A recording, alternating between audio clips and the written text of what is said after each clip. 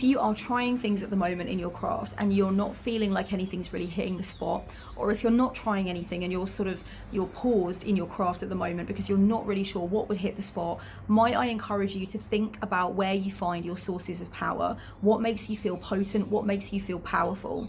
You might have to do a big inventory across lots of different areas of your life to figure out the answers to this question of what makes you feel powerful. You might have to look at the music that makes you feel powerful, the clothing that makes you feel powerful, the kinds of words that make you feel powerful, the environments, the sights, smells, colours, all that stuff. You will also then of course have to think about what power is to you. What does it mean to you? What does it feel like to you in the body? What does it feel like to you when you are really experiencing it coursing through you, coursing through your veins, coursing through your beingness?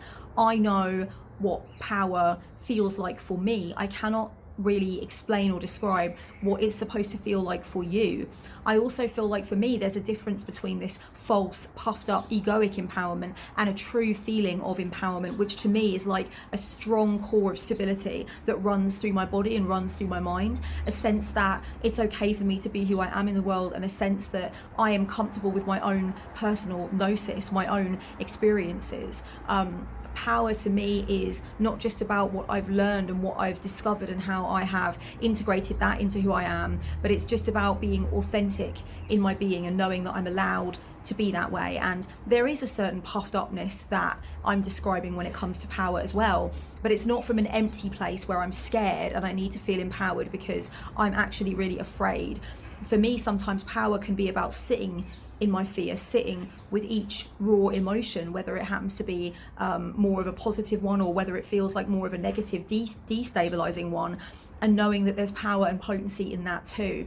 And I could go on and on about what power means to me and how I feel empowered, but I think that there are probably layers to it for me, and there are these deepest vestiges of power that I feel and that I know when I'm experiencing them. And I would invite you to think about what that means for you in your personal life experience, because just as no one can tell you where to find your power as a witchcraft practitioner, no one can tell you what power actually is for you and how it manifests in your reality either. That is an exploration that I would recommend that you go on. When it comes to finding your sources of power that you can take into your witchcraft with you, you can sort of involve in your practice, a lot of it is about checking the timeline of your entire life so far and thinking about maybe the earliest possible times that you felt empowered or that you felt really fizzy and very strong and very connected and very like you were connected to maybe something beyond yourself, or something that was deeply inside yourself that was beyond your linguistic ability to explain it, but really made you feel like upright, centered, bigger than the sum of your parts, right? You sometimes need to go through the entire timeline of your life to find that stuff and think about what gave you those feelings in the first place when you were a child, when you maybe really needed to feel powerful. What was it that made you feel powerful? When a feeling of power came out of nowhere, a surge of power came out of absolutely fucking nowhere, where did it come from? What was it? Was it a song? Was it a dance you were learning? Was it something that an adult said to you? Was it a bedtime story that you used to have read to you over and over again? Was it a feeling of running away? Was it a feeling of coming home? Was it a discovery that you made? Was it an outfit that you wore? What was it that made you feel that incredibly strong sense of potency that you still have a flicker of or a memory of now? What was tied to that? Was it a realization? Was it an understanding of something that you believed about yourself or about the world? Was it a secret that was revealed to you? Was it a secret that you revealed to somebody else?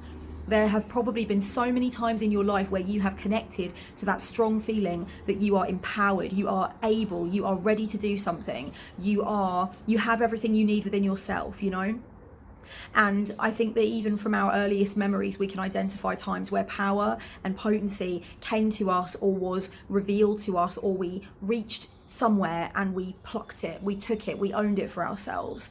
If you are still struggling to figure out what kind of witchcraft is going to be the most effective for you, if you're still struggling to figure out how you're going to make witchcraft absolutely yours and do it your way in a way that yields positive results, makes your life better and makes you feel enhanced, then go back through the timeline of your whole life and think, where was my power? Where was my power in childhood? Where was my power in adolescence?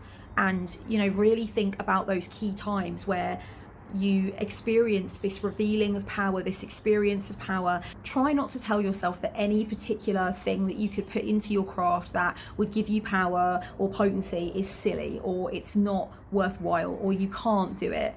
It is absolutely your world. It's your kingdom. You are building it from the ground up. So if you want to repeat song lyrics from a song that you loved in your childhood or adolescence, or lines from a fairy tale in the mirror because you feel like they give you that sense of potency that you got back then you can do that. If you found that you got a lot of power and a lot of vibrancy from connecting with a particular cartoon character or a particular character from a piece of children's literature, and you want to bring that character in, or you want to evoke the qualities of that character, or you want to have a picture of that character on your altar, again, not silly, do it, try it. Think of everything as pure experimentation. If you really feel like you're in your own way with this stuff and you feel like you are not allowed to do these things, you're not allowed to make it everything that it could be for you because certain things are silly, or you liked them as a child so you're not allowed to like them now, then you can get out of your own way by at least telling yourself, okay, well, let me experiment. Let's say it's not going to be a permanent fixture in my craft, but let's say that I want to experiment. Let's say that I want to see whether it works or not.